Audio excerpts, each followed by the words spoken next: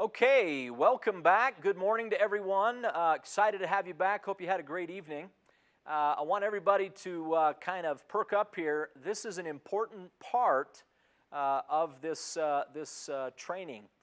And what I want you to look at here, I know everybody had a chance, hopefully everybody had a chance last night to go in and place some paper trades or do some back testing.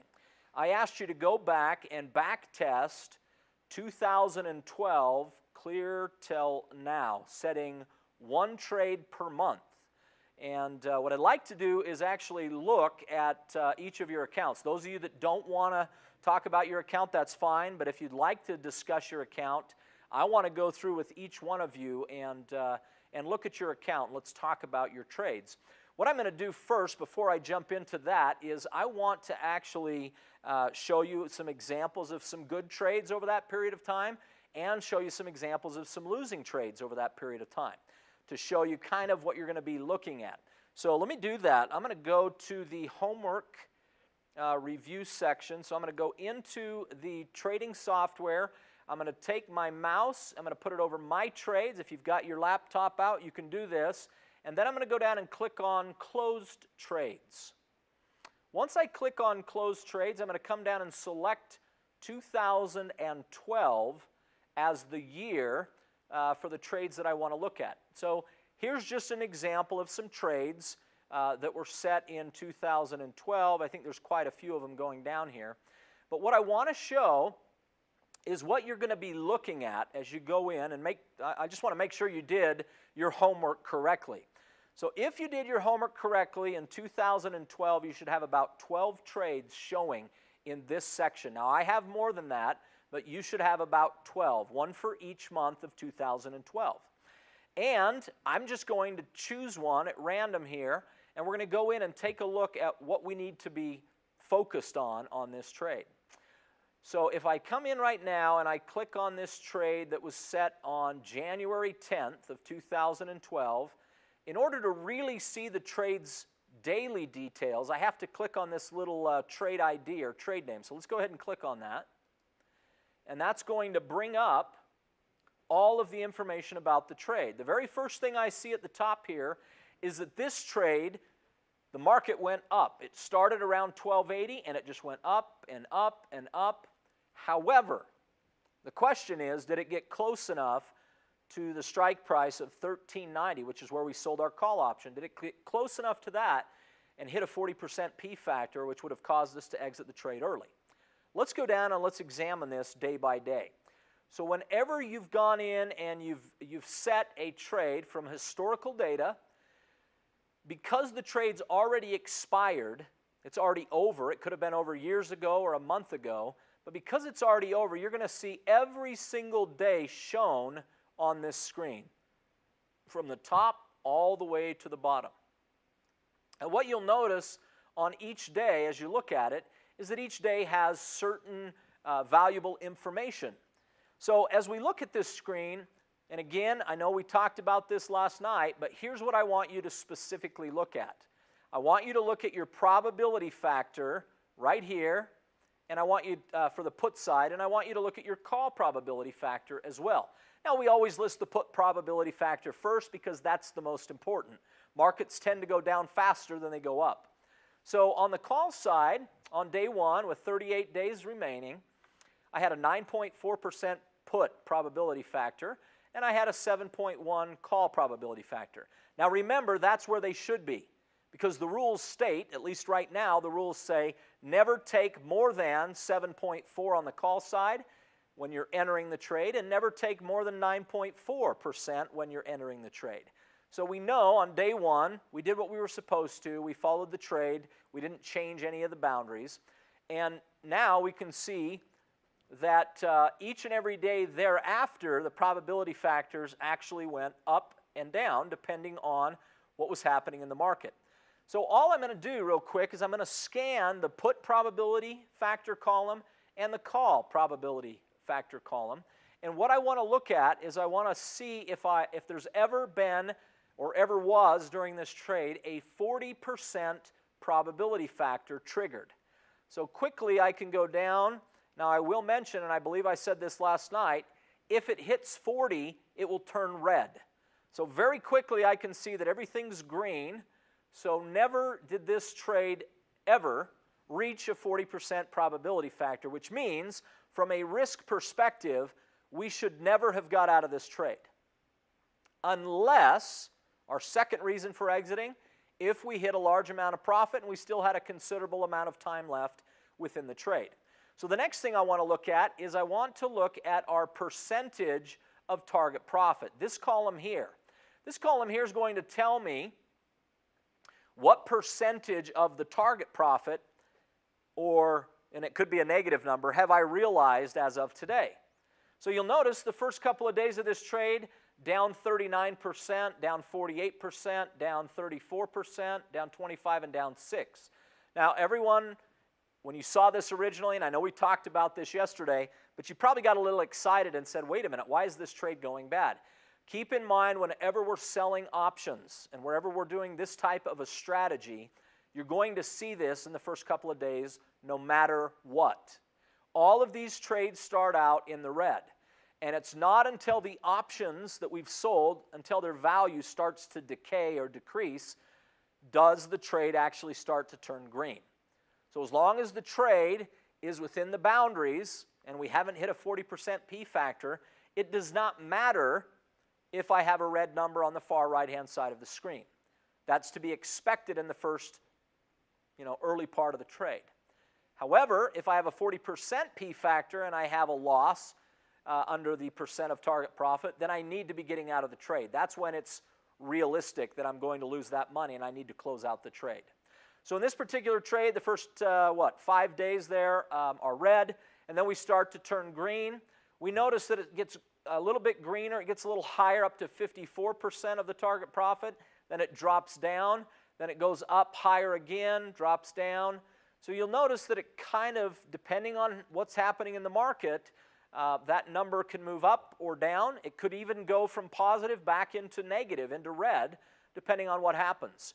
But what we're looking for, if we haven't hit a 40 P factor, what we're looking for is have we hit an early potential profit that we could take off the table. Remember, 70% or more with greater than 20 days, 80% or more with greater than 10 days, or 90% or more with less than 10 days. So as I look down here, the first time I see the trade reach 72% is on this day here.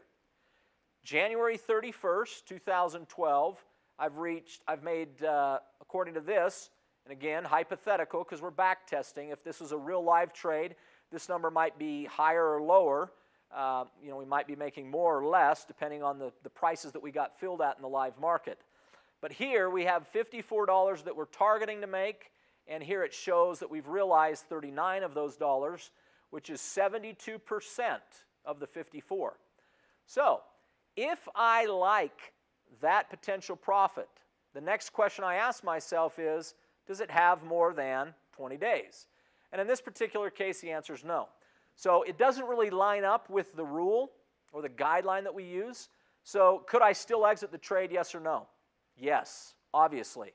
Anytime you have profit and you're happy with the profit, you can exit the trade. There's nothing wrong with that, okay? Having said that, I'm going to continue down, see if this trade gets profitable still. It never does get to 80. Finally, it gets to 81, but it's less than 10 days. So still not within the rule. Finally, we see 95% right under that. And with this particular one, we do have less than 10 days. But the question for everyone is, hey, I've got 4 days left. I've got a probability factor of virtually 0. There is still risk, but it's really, really low, less than 1%. And over here to the far right, I have 95%. Why not wait the additional 4 days and make the entire 100% of what I'm supposed to make? So again, we're going to leave this one up to you, but if you wanted to get out early, you could take the trade off there. We do say 90% or more, less than 10 days, take it off the table, because you never know what could happen. So following that, I could come in here with 4 days left, and here's how you would have truly exited this trade. You would have clicked on the red box with the white X. You'd have clicked that, and it would have brought up what's called a paper trade exit. And here you would have been able to click exit trade. By doing that, if I go back and look at all the days and scroll down to the bottom, I can see that, yes, it did close me out on this day, at least hypothetically on paper, at 95% of my target profit. Even though it shows what happened the remaining 4 days, the profit stays the same. So this trade has now been recorded in the closed trade section where we just were, but it's now been recorded correctly following what I've taught you. So all I'm trying to do is show you an example of a trade and then make sure that you followed the actual rules on when you would have got out. Because when you're doing this live, you're going to be watching it daily, right? But here we've gone out and set a trade that, expired 2.5 years ago. So we've got to go in and look and see what happened each day to know how would that trade have actually done following the rules. And here we figured it out. So let's do another one. And then I'll give everybody a chance to kind of look at their own accounts and ask questions. So now I'm going to come in. I'm going to hit the back button. And we're going to go back. And I'm going to go to the year 2013. So now we're just going to jump ahead a year. And on this year, I think there were some losses that I had on here. Yes. So I want to come down and I want to look at this loss right here. Okay. So this particular, actually, let's look at this condor here. This particular loss, this loss was a little bit higher as far as the percentage of what we were supposed to make. So we could go in and take a look at this. So if I click on the little trade ID over here, it's going to bring up the trade. And sure enough, because the trade lost money, at least in the closed trade section before we reviewed it, it's pretty obvious that it hit a 40% probability factor because it finished with a loss. If a trade never hits a 40% P factor and never crosses the sold call or the sold put boundary, guess what? You're not going to have any losses at the end of the trade. The trade will always finish profitable if the market price stays between the sold call and the sold put and never crosses those boundaries. So in this case, we see a little P on our chart that is circled. That means we reached a 40% probability factor on that day. Now the question is, did we get out and follow the rules or did we hold on to it? Let's go down and look at this trade. This trade is going to look pretty ugly. Why? Because when we started the trade from day one all the way through, this trade was red the entire time. Can that happen? Absolutely. If we get into a trade and the probability factors still have not hit 40 and we're watching things and the market's going up and it's going down and it's kind of moving a lot or getting really close to one of the options that we've sold, this can happen. So again, just want to make sure everybody's aware of that. However, when I look at this trade, one of the things up top that I notice is the probability factors on each side, which is the first thing that I need to check. So I'm going to go down and look. I see that I'm getting here on the the call side, so the market's moving up. I'm getting to 20%. I continue down, I'm at 29%. But then I drop to 23 and down to 13 and then back up to 15, 18, 12, 20, and then down to 5. And so everybody always asks me, is there any way to see the future? And I wish we had a crystal ball. All we can follow is the probability factor. Nobody knows what the market's going to do specifically the next day. So all we can do is take a look at this data and react based upon the probability factor hitting 40. Some people could go in and say, well, this just doesn't look like it's going to get good, so the day that it started getting profitable, they chose to exit. But here's the problem with that. This is a systematic software. It's a system that you're following.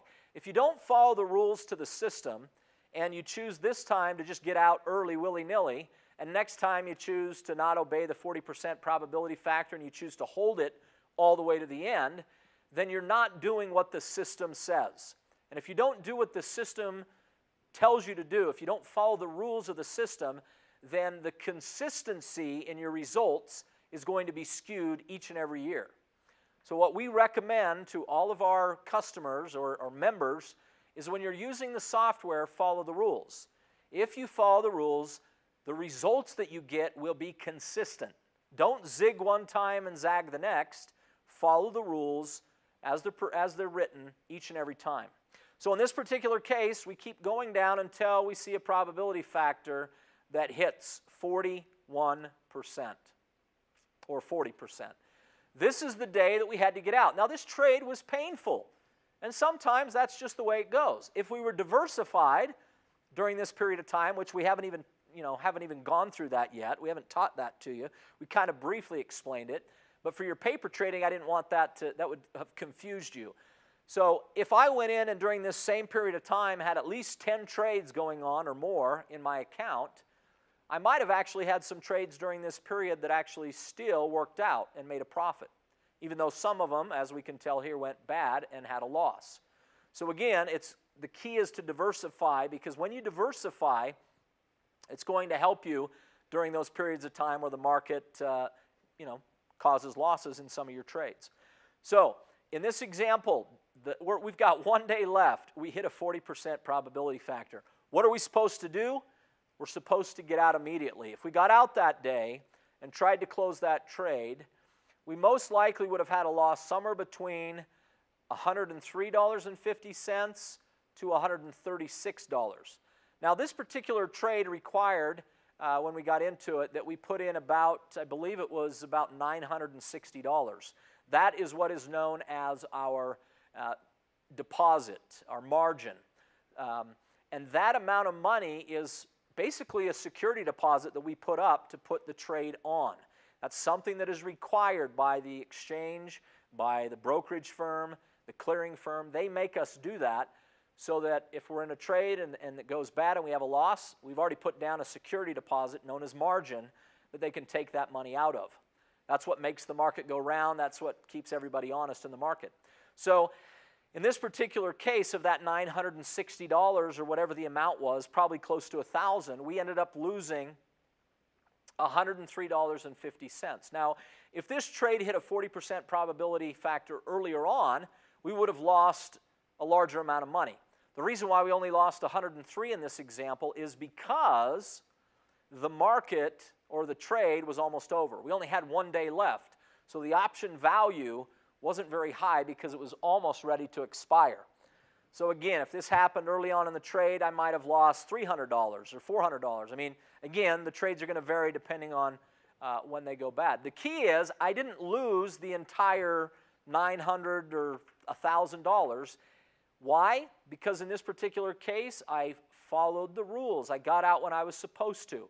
Now, if you don't get out of a trade that reaches a 40% probability factor and you let it go, it is possible that that trade could continue to go through your boundaries and continue to lose you more and more money up to a certain point.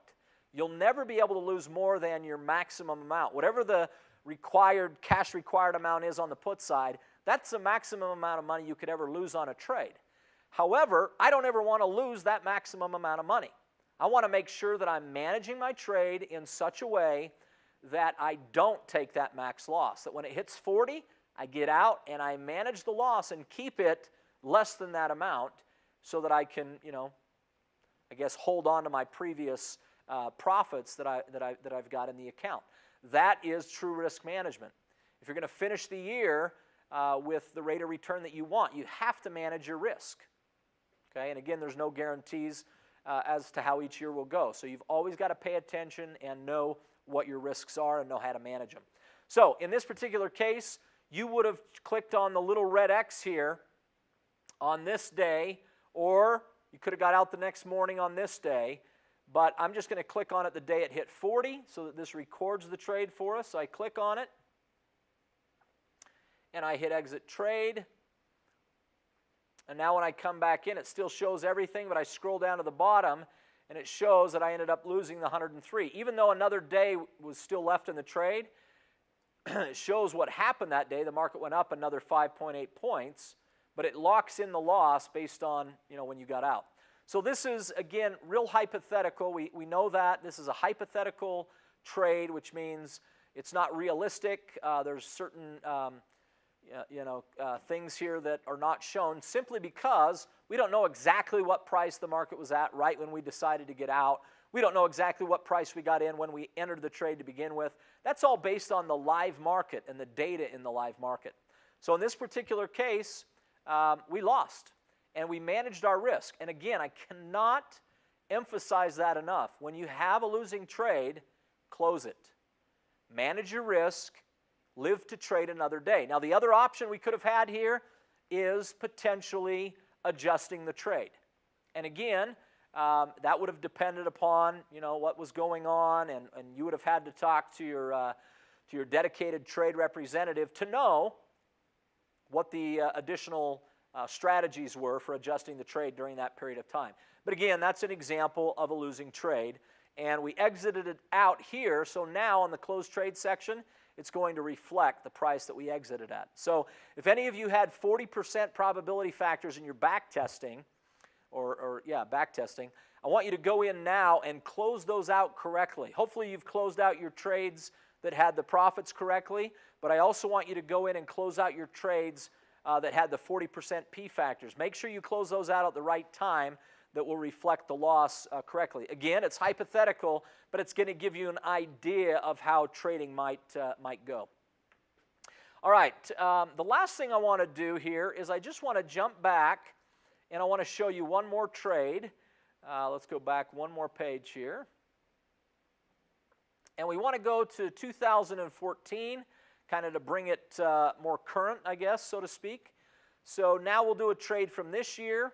I'm just going to go in and grab one of these trades. So I'm going to click on this one here that was set February 28th. And let's actually see what happened. This particular trade from February 28th of this year, the market went sideways. Boy, that's nice when that happens. This is an example of the market essentially moving sideways. So we come down and look what happened each and every day. As is common, the first couple of days are going to be red. But we don't even care about that. We don't even focus on that unless we have a 40% probability factor. That's following the system. So now let's look at the probability factors. I look each day. My probability factors got up to 11 there on the put side. Never did hit 40. I go all the way down to the bottom. It never does reach 40. That yellow line just shows where my mouse is on the graph. So if I come up here and move my mouse over, it should go off. The other thing we want to look at, oh, and by the way, because it never hit a 40% probability factor here, if I would have chose to exit on this day that I was losing $33, guess what? 2 weeks later, I would have been making $21, or however long that is. A couple weeks after that, I was up $39.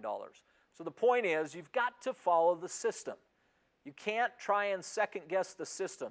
That's why you're using a system, is because it's going to help you have consistent results. And whether the results are good or the results are bad, you're going to have consistency and you're going to know exactly what you're doing each and every time. Okay, if I scroll down here and look after the red goes away there, I see 40%, 50, 60, finally I see 70. So here's the day that I'm looking at. I've got 72%. I go to the left. I still have 26 days left in the trade. Here's a great example of a trade that we can get out of early. It's got greater than 20 days. It's over 70%. So we come in and we click on the red X. Now keep in mind, when you're doing this in a live scenario, you might put in an exit order at that 72%.